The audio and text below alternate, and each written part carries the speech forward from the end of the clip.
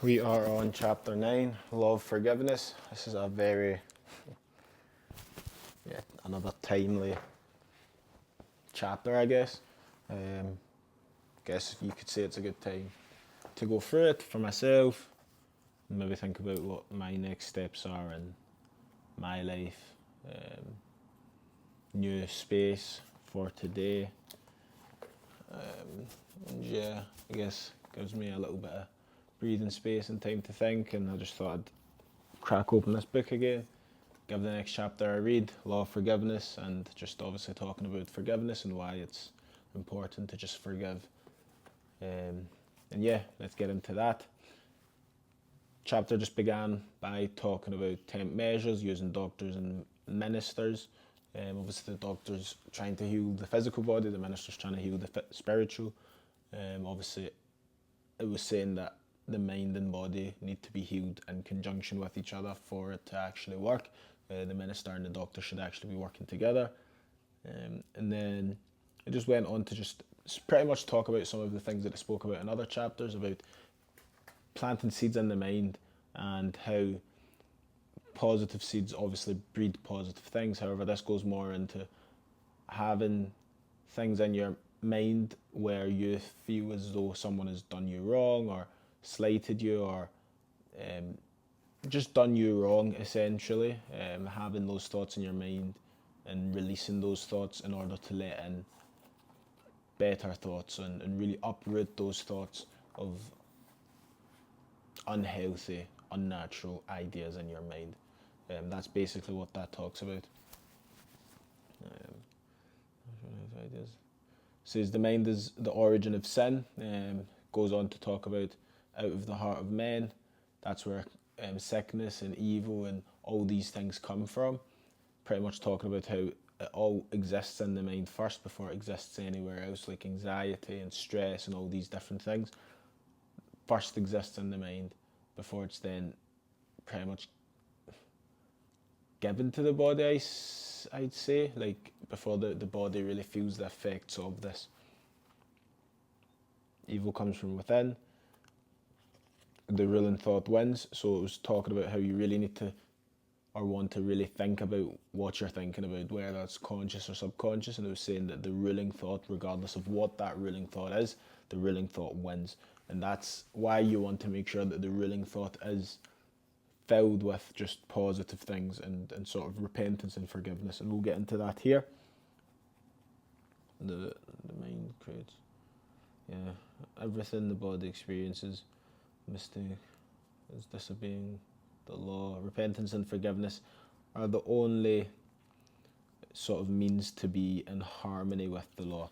Releasing a wrong thought will release you from its sinful effects. So talking about how if you have a sort of sinful thought or a thought that is not positive, a thought that could harm, a thought that any sort of thought, these thoughts, releasing them will also release you from the sin. If you feel as though someone's done you wrong and you have these thoughts of, they've done me wrong, they've done this, they've done that, this person's done this, I've been cheated, you will also be cheated, and sort of you will also be held to the account of being a cheat and being someone who does people wrong and all these sort of things. It was just pretty much saying that if you release yourself from those thoughts of other people, you will also be released of those thoughts and of those things.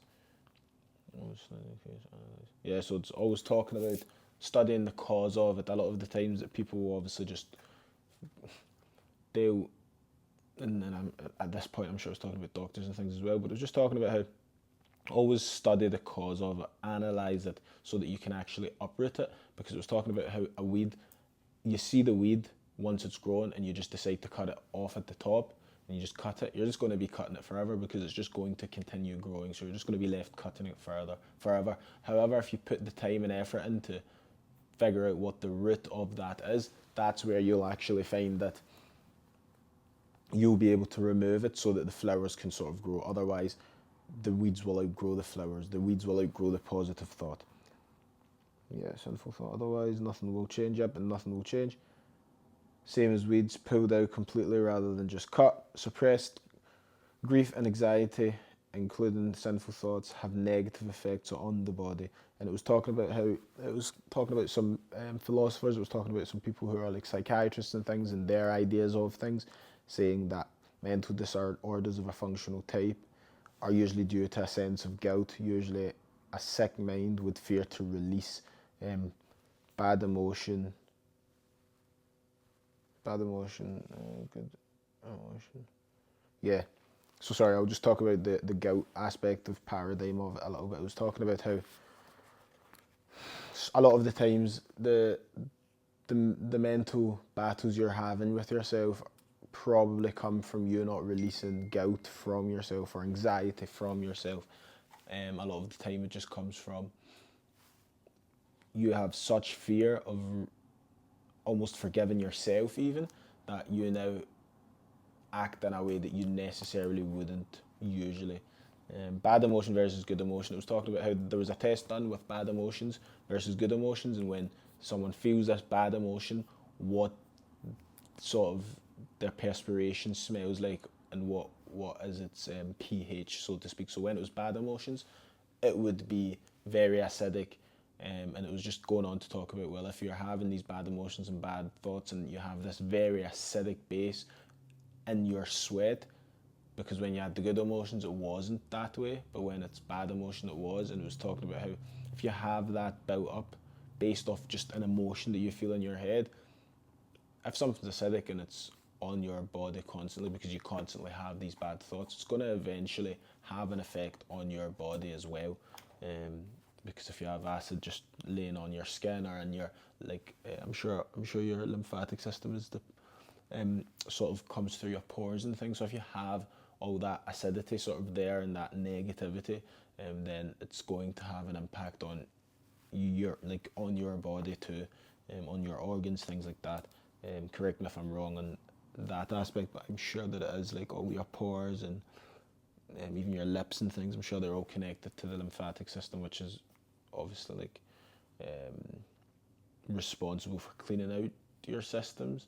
And I might be wrong, but I'm sure it's to do with cleaning out your systems, making sure you're running efficiently, and making sure that you're able to actually fight the things you need to fight. So if you're breaking that down with all that acidity due to just simple thing as negative thought, then yeah, you're sort of fighting an uphill battle there. I was talking about brothers. One of they separated, and one of them actually stole from the other brother, but the brother didn't know, and then that brother that did steal was sort of left guilty due to that, and the psychiatrist or whatever who was treating the patient found out that the brother had stole from his brother, and basically told him that you just need to sort of own up, and the brother said that it had been almost killing him to just have that on his mind, because he feared that he would lose love from his brother if his brother found out that happened. However, he then went and told his brother, and from there his brother obviously forgave him, and it was actually completely fine.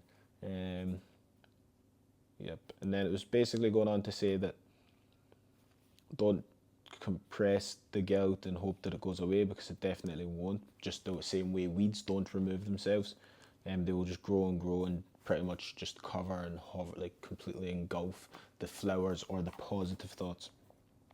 As we forgive those who transgress against us, so do our transgressions get forgiven. So it was basically saying, as we forgive those who transgress against us, so do our transgressions get forgiven. It was saying that as well, if you have a bottle and it's full of like even just dirty water or whatever, it doesn't need to be dirty water, but it's full of something, for you to get in it what you would like to be in it, which again is just pouring out that negativity to then let positivity flow into it, uprooting the weeds so that the flowers can actually grow from beneath. You need to empty it first and then fill it fresh. Search for the resentments, wrongdoings done to you, and forgive them. Just search for them in your mind. Spend some time to just sit and think about all those things that you subconsciously probably have in your mind. Of this person did this person did that, this I've had this happen to me and that happened to me and this, and all these negative thoughts, and sort of just release them. And then it was talking about debt believed in will keep debt alive. Release everyone, then you shall be released. Free your mind from debt and realize abundance, rather than just constantly thinking about people owing you, and this person owes you, and that person owes you, and this person owes you, and realise that no one owes you anything, because at the end of the day you can just get it from, I guess, from God, you can get it from the universe, you can get it from whatever you believe in, because that source is just abundant. It doesn't rely on you needing to get the $500 that someone owes you, because there's $500 million out there for you to sort of just go and get, rather than focusing on the $500 that you need to get back. Just focus on the 500 million that you have access to, that you can take a portion of. You can either have the full 500 or you can get a percentage of the 500 million. And I think that's sort of the mindset you would need to take on to sort of look at those two things sort of objectively, and realise that, yeah, you would rather just put all energy and focus towards 500 million. Read your wallet. Yeah, so I wrote a little bit about rid your wallet of debts owed to you, so you can have money actually enter them. And then it finished off with a poem that I'm going to read, which I found pretty good. And it reads as such: forgive that slight misdeed of yesterday, why should it mar today? The thing he said, the thing you did, have long since passed away. For yesterday was but a trial, today you will succeed, and from mistakes of yesterday will come some noble deed. Forgive yourself your thoughtlessness. Forgive yourself for your thoughtlessness. Do not condemn the past, for it is gone with its mistakes. Their memory cannot last. Forget the failures and misdeeds, from such experience rise. Why should you let your head be bowed? Lift up your heart and eyes. And then it just said selected, so I assume that was just his sort of poem. And yeah, just talking about how you should just forgive, and it's not an easy thing to do. And for me as well, I know that it's not as if I'm just going to now act as if, oh, I just forgive everyone. I think it definitely takes a lot of time, because even with certain things that I thought that didn't matter to me, and I just thought, oh, don't worry about it, when that ish hit the fan and certain things changed, it slightly mattered to me a little bit more. So that showed that it mattered to me even prior. It just didn't matter to me as much as it did when it was sort of pushed in my face. So I'd say that the forgiving aspect of it, yes, forgive everyone, but just take the time to actually forgive them. Don't half-heart it, because you realise in certain situations when you half-heart it and it really comes back, you realise that you didn't actually forgive that, because it wouldn't bother you anymore, but it probably does still bother you. So I think the important part is also definitely always just making sure that when you are forgiven, you really are forgiven, and you're not just doing it in the hopes that you forgiven will get something, because then you're almost leveraging forgiveness of a debt to get another debt that you think's now owed to you, because you think releasing that you're now granted something else. I guess that's not a really healthy way to look at it. Like, if you're really going to forgive and forget, then you really need to forgive and forget. And like I said, even for myself, it's definitely not something that's going to be particularly easy. However, that part of the book that I've just read is definitely very current in my life right now, and I'm at a point where I guess it's just sort of it's almost screaming at me, saying that you need to just forgive and move on. Don't focus on this thing that you don't want anyway, and just focus on what you actually want. It's easier said than done. However, I'd say that it's time to just move on and forgive. So that was chapter 9, I believe. Law of Forgiveness, Working with the Law.